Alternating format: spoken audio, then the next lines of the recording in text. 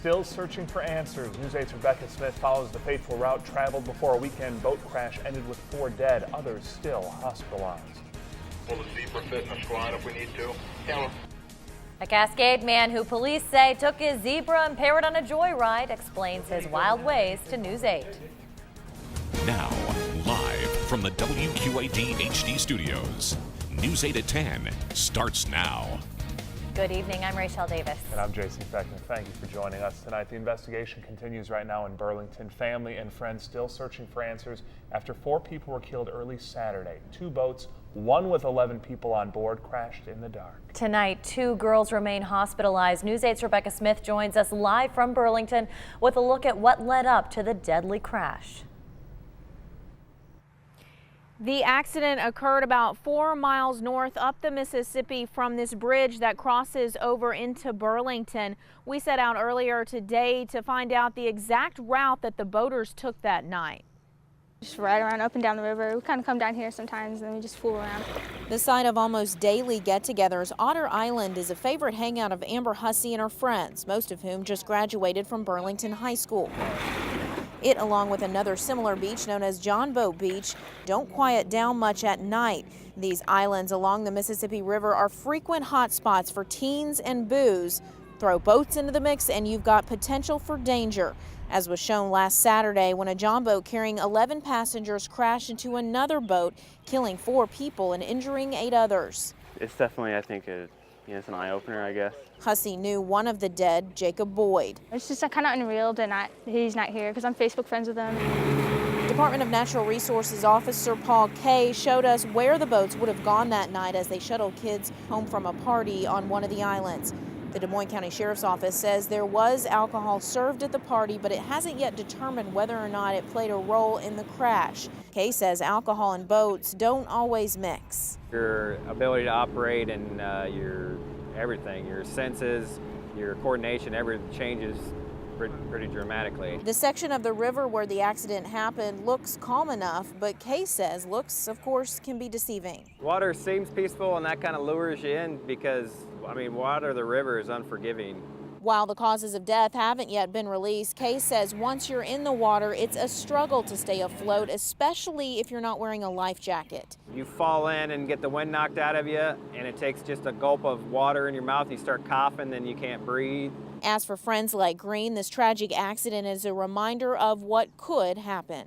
Definitely makes you think. Learn from it, but not let it, ruin our summer. In terms of liability, the DNR says it would likely be the individuals who would be held responsible in this case and not the owners of the island, even though alcohol was served there.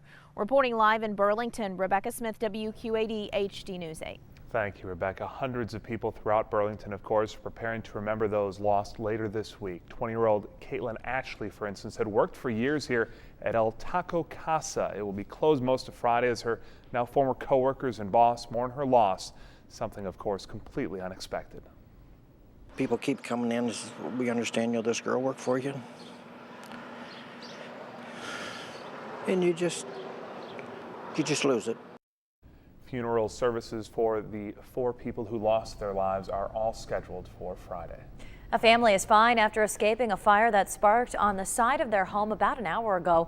It happened at 714 East 13th Street around 9 o'clock this evening. Police say fire broke out as a homeowner was using a heat gun to get paint off the side of a wall. Luckily, no one was hurt. That fire still under investigation.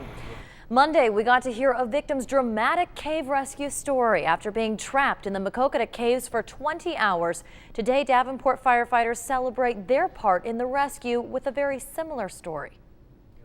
I slipped further and further down in a rut in the cave, and pretty soon my legs were stuck, my hips were stuck, my chest was stuck. At one point, it was so tight that your back and your chest were being compressed by rock.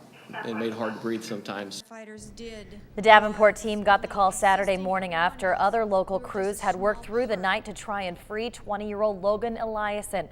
Eliason was stuck in the cave 100 feet below ground. It took first responders roughly 20 hours to free him from that rock. You can see Chris Miner's full interview with Eliason right now at WQAD.com.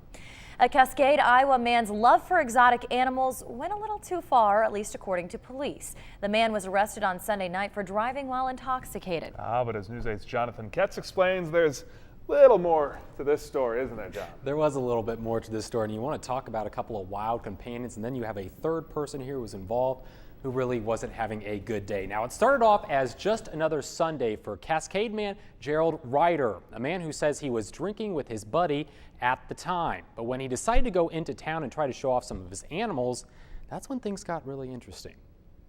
Can you give Kiwi a kiss? Here. Oh, you're okay. Not every day do you see a parrot and a zebra inside of a home. But in this Cascade house, it's commonplace. Is she sucking her bottle? On Sunday night, though, police say Kiwi's intoxicated dad, Gerald, got she and Izzy into a bit of trouble. I pulled ahead 10 feet, got out, and went to go walk to the other side with the parrot on my shoulder, and he pulled right up front, and he asked me for my license. I says, well, yeah, I got one, but why do I need a license? But the Dubuque Police Department has a different story. Jared was allegedly driving drunk at .148. That's when officers found him and his two pets. I've been doing this for 15 years and I've never encountered a zebra. Gerald was trying to bring his parrot and zebra into the Doghouse Lounge, a place known for allowing folks to bring in their pets. Did you find the parrot? Yeah, it's in the truck. I think it's a macaw. Scanner audio shows police dealing with the situation. Will the zebra fit in a squad if we need to? Yeah. I'm really hot about it. I ain't been right for a day and a half. Back at home, Gerald's upset about a picture that's been released, one that shows Izzy and Kiwi locked in the car. But then get accused for abusing the pets you love. And I don't have any kids. My brother don't have any kids. Everything's our animals. Gerald says police are accusing him of animal cruelty. The family, though, says they never do such a thing. She runs the house when she's in here. She sleeps in here. So whether or not Gerald had one too many drinks is almost besides the point, according to him. Well, it don't take me nothing. I only weigh 150. But was Gerald toast behind the wheel or not? Maybe the only ones who know that are Kiwi and Izzy.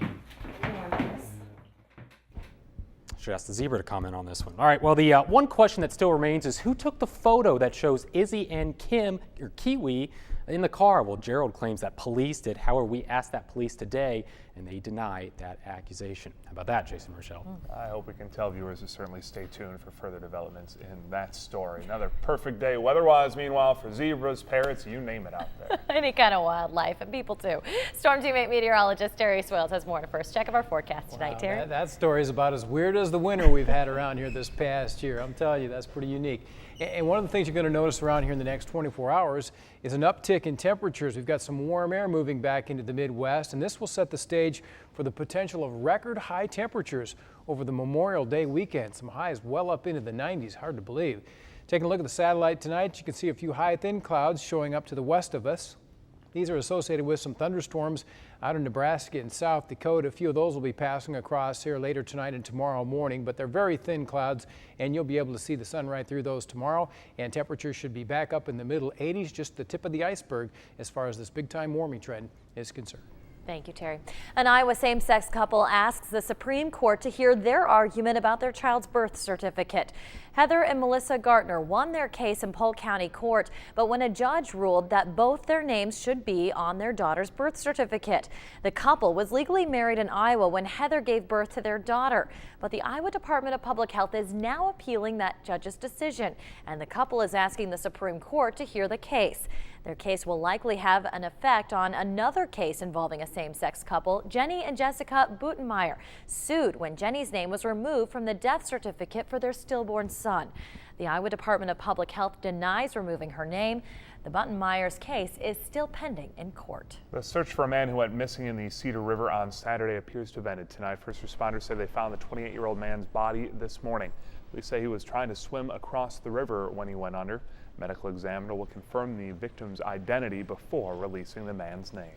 The victims of an eastern Iowa double homicide were laid to rest in Waterloo this morning. Police say 55-year-old Richard Sweet and his wife, 62-year-old Janet, were shot to death by their grandson in their Manchester home earlier this month. 17-year-old Isaiah Sweet is charged with 2 counts of first-degree murder.